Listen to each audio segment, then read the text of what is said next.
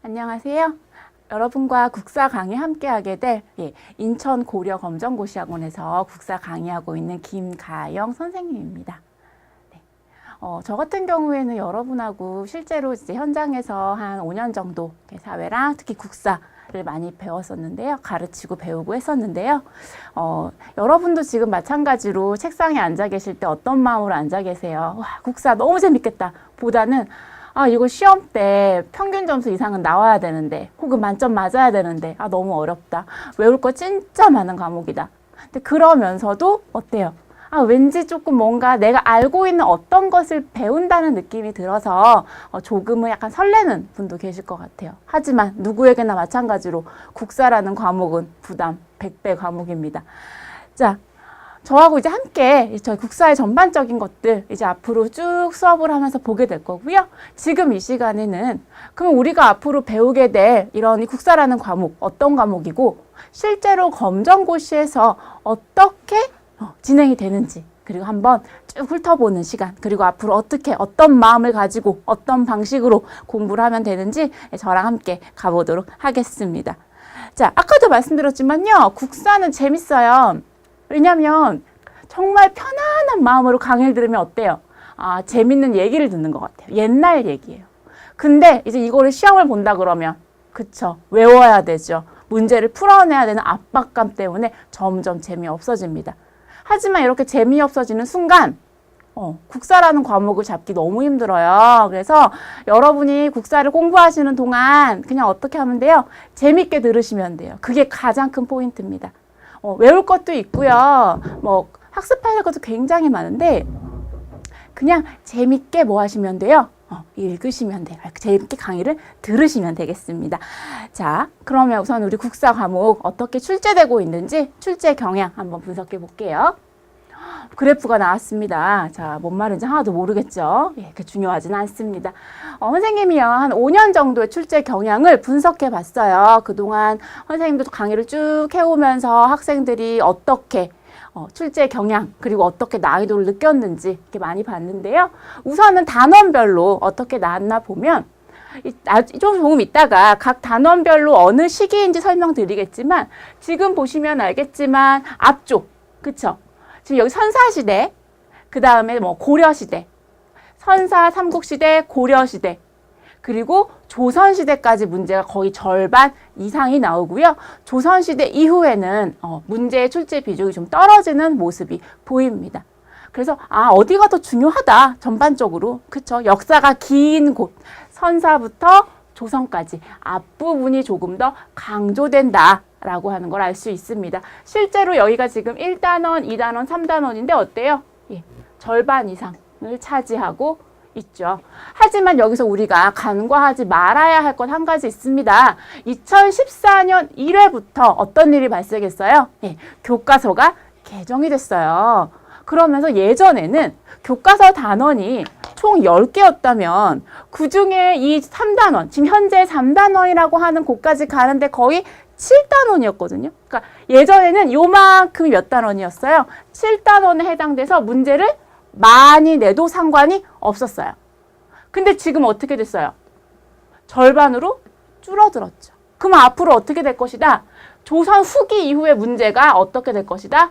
증가될 것이다. 실제로 2014년 1회 시험을 보시면 전반적으로 많이 나오긴 했지만 이전에 여기서 몇 문제 나왔어요? 한 4문제 정도 나왔죠. 근데 뒤에서 지금 몇 문제 나왔어요? 8문제 나왔죠. 몇 배 뛰었다? 2배 뛰었다. 그러면 앞으로 공부를 할 때 예전에는 어땠냐면요. 나 국사 만점 맞을 거 아니야 라고 하는 학생들은 주로 앞부분만 공부를 시켰어요.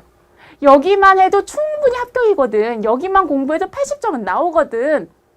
그래서 여기 앞만 열심히 봤고요. 실제 많은 문제집, 기출문제 봐도요. 이 앞에만 나와 있어요. 근데 이제는 어땠다? 교과서가 바뀌면서 경향이 바뀌었다. 이제는 앞뒤를 다 골고루 공부해야 한다라고 하는 거 잊지 마세요. 혹시 누가 주변에서 혹은 문제집 보다가 기출문제 풀다가 앞에만 나오네? 나 앞에만 해야지. 이제는 안 된다는 거 여기 2014년 1회에서 말해주고 있죠. 그러면 앞부분은 뭐고 뒷부분은 뭔지 한번 살펴보도록 하겠습니다. 자, 지금 아까 나눴던 그 단원들을요. 선생님이 시대별로 나눠놨어요. 그래서 이거는 이제 여러분 교재 목차를 보시면 참고하실 수 있고요. 그래서 아까 제가 앞부분이라고 얘기했던 게 어디예요? 여기 3단원까지네요. 제가 뒷부분. 이제 앞으로 어떻게 된다? 많이 나오게 될 곳. 그동안 많이 나왔던 곳이다. 이렇게 한번 경향 잡고 가면 되겠고요. 자, 여기서 제가 보려고 하는 거는 역사라고 하는 거는 다른 과목하고 틀려요. 다른 과목은 하나 끊어져 있죠. 그렇죠? 뭐 집합, 뭐 아니면 무슨 영어면 뭐 부정사 이렇게 하나하나 끊어져 있는데요. 역사는 뭐예요? 연결되어 있다. 그래서 우리 역사가 최소한 어떻게 흘러가는지 흐름은 알아야. 최소한 고구려가 먼저인지 조선이 먼저인지는 알아야 문제 풀 수 있겠죠. 접근할 수 있겠죠. 자, 그래서 한번 흐름을 쭉 정리해 보고요. 그 다음에 한번 살펴보도록 할게요. 자, 우리나라 처음에 선사시대 배우게 될 거예요. 아시죠? 원시인들이라는 이미지로 떠올리시죠? 자, 국사 공부할 때 포인트 상상해 보세요. 이미지 원시인들 시대. 그러다가 단군 할아버지가 나라를 세우셨고요. 그 나라가 여러 개가 됐어요. 그게 우리가 알고 있는 고구려 백제 신라, 광개토대왕, 뭐 근초고왕, 우리 뭐 선덕여왕, 우리 예전에 드라마에 헌덕여왕 드라마 김춘추 나오고 했었죠. 삼국시대. 그다음에 태조 왕건시대, 고려시대. 그다음에 이제 조선전기. 조선전기라고 해서 요새 정도전이라는 드라마 굉장히 유행하고 있죠. 조선전기. 그다음에 조선 후기. 임진왜란, 세종대왕 아니고요. 자, 이순신 나오는 임진왜란 이후 조선 후기. 그 다음에 뭐 흥선대원군, 뭐 명성황후 나오는 그 근대기. 그 다음에 이제 뭐 어디로 넘어가요? 일제강점기, 뭐 정신대 문제, 뭐 종군 위안부 문제 굉장히 많이 요새 나오고 있죠. 그런 일제강점기. 그 다음에 6.25 전쟁, 현대. 자, 그래서 이런 순서대로 이렇게 진행이 됩니다. 자, 그래서 이렇게 순서대로 우리가 이렇게 진행이 될 거고요. 자, 우리 공부하다 보면 이런 표현 나와요. 고대, 중세, 근세, 근대. 너무 헷갈리죠? 여기 한번 정리 다시 한번 해볼게요. 자, 선사시대라고 하면 제가 뭐라 그랬어요? 원시시대라고 했죠. 이따가 배우게 될 구석기, 신석기가 해당돼요. 청동기, 초기철기 시대, 청동기 시대 우리나라 최초의 국가가 나타났습니다. 고조선 시대. 자, 여기서부터가 포인트죠. 앞으로 문제에서 고대의 특징을 골라라. 고대 사회의 특징을 골라라. 고대에서 고대라는 단어가 나오면 뭐를 딱 떠올리시면 되냐면 삼국시대. 고구려, 백제, 신라. 그리고 삼국이 통일됐어요. 통일신라. 그리고 발해. 이렇게 해서 이 시대를 우리가 뭐라고 부른다? 남북국 시대라고 부른다. 자, 중세, 시험에서 중세라고 나왔다. 간단하게 고려라고 정리해 주시면 되고요. 근세 나왔다. 조선 정리하시면 됩니다. 근대도 어디예요? 조선 말에서 일제강점기를 거친 시대. 현대는 우리가 흔히 광복 이후의 시대를 현대라고 보시면 되겠습니다.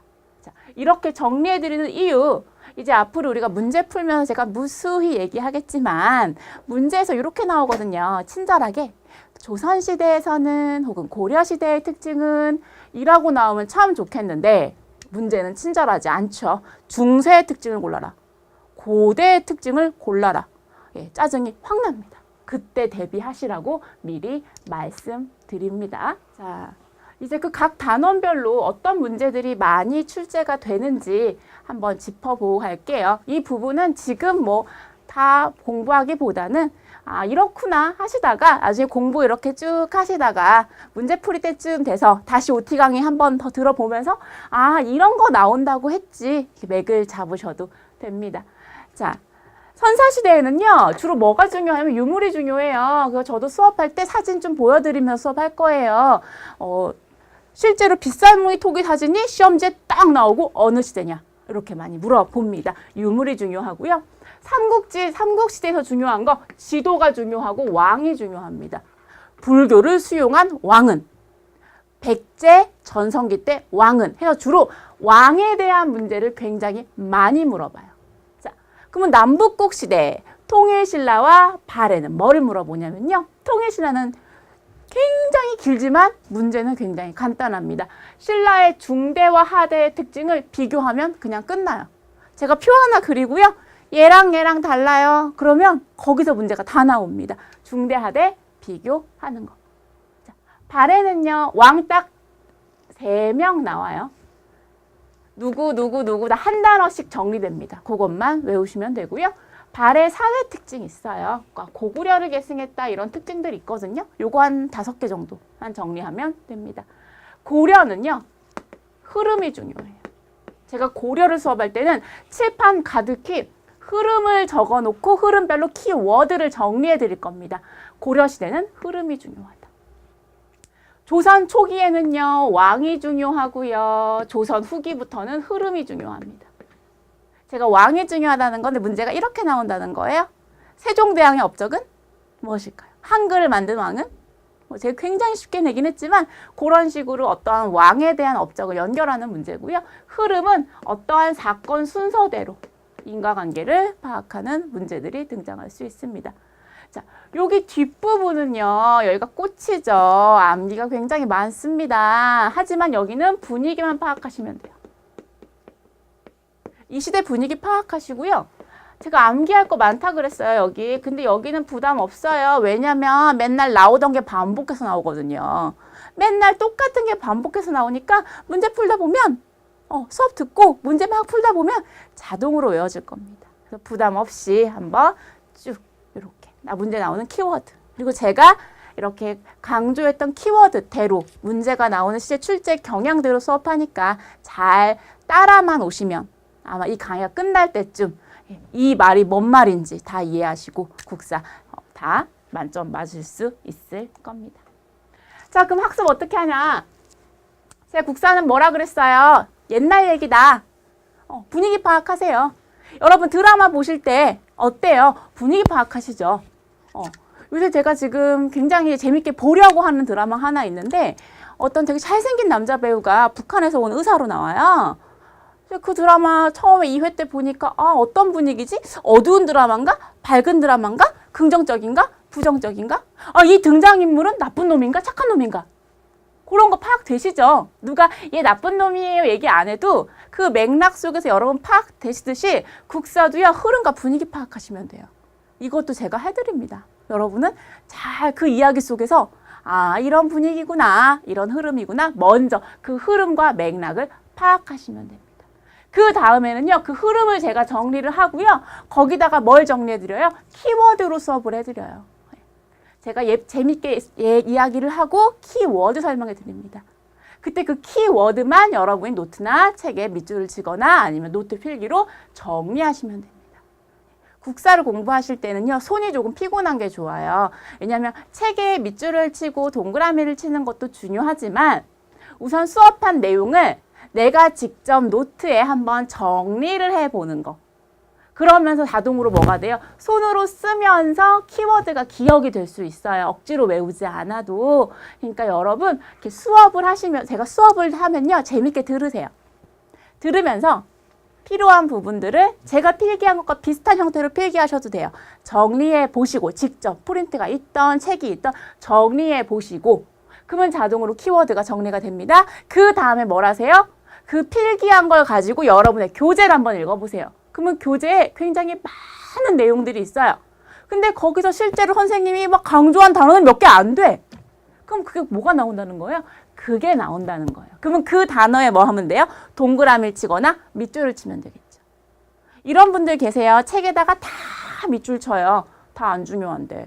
펜만 낭비하죠. 어떻게 해라? 수업을 듣고 선생님이 강조하거나 어떠한 느낌이 오는 단어에다가 그 단어들을 잘 필기해서 정리해라. 그 다음에 복습은 어떻게 해라? 그 필기한 걸 가지고 책을 읽어봐라. 책을 한번 이렇게 쓱 읽으면서 이거 강조했는 아는 단어네 동그라미 밑줄. 그러면 나중에 여러분 필요할 때 그 책 보시면 중요한 단어에 자연스럽게 필기가 돼 있겠죠. 그 다음에 뭐예요? 아직은 암기 안 하셔도 돼요. 문제를 풀어보세요. 이제 앞으로 무수한 문제를 풀게 되실 텐데 문제를 풀다 보면 느낌이 옵니다. 이거 똑같은 문제인데? 비슷한 문제인데? 답이 똑같네? 자, 뭔 말이에요? 중요한 게 계속 반복해서 나온다는 거예요. 그러면 자연스럽게 어떻게 돼요? 암기가 되겠죠. 그리고 그렇게 문제풀이를 통해서 나온 그 문제들을 뭐 해라? 다시 책에다가 동그라미 쳐보세요. 그 내용에. 그러면 그것만 잘 모아도 어떻게 된다? 훌륭한 노트가 되고 여러분이 공부할 훌륭한 자료가 되는 겁니다. 그래서 강의를 기반으로 해서 나머진 여러분들이 들은 내용, 제가 수업할 때 필기한 내용을 책에 표시해보고 그다음에 문제를 풀어서 또 그 문제에서 자꾸 나오는 단어가 있으면 정리해보고 이렇게 학습하시면 되겠습니다. 자, 이렇게 해서요. 우리 앞으로 국사 어떻게 공부할지, 뭐가 나올지 좀 이렇게 여러 가지 이야기를 해보았는데요. 이제 앞으로 수업에 들어가면 조금 더 여러분이 좀 적극적으로 제가 여러분하고 지금 직접 얼굴을 맞대고 막 이거 하세요, 저거 하세요 할 수는 없지만요. 그래도 우리는 함께 공부하고 있는 거잖아요. 그러니까 어떻게 하시면 돼요? 저랑 같이 있다고 생각하시고 제가 어떠한 질문을 던지면 혼자 답해보시고 제가 외워보세요 하면 잠깐 화면 멈추시고 외우신 다음에 다시 플레이 하시고 또 어때요? 좋잖아요. 화면 잠깐 멈춰놓고 중요한 거 있으면 필기도 하시고 그러면서 뭔가 멍하니 듣고 계시지만 마시고 그렇죠? 시간 아깝죠? 직접 써보기도 하고 말도 하면서 대답도 하면서 우리 같이 즐거운 국사 수업이 됐으면 좋겠고요. 이를 통해서 여러분 다 이 강의 끝날 때쯤에 좋은 성적 얻을 수 있었으면 좋겠습니다. 자, 이렇게 해서 우리 앞으로 즐거운 국사 강의 만들어 볼 걸 약속하면서 조금 있다가 수업 때 뵙겠습니다. 감사합니다.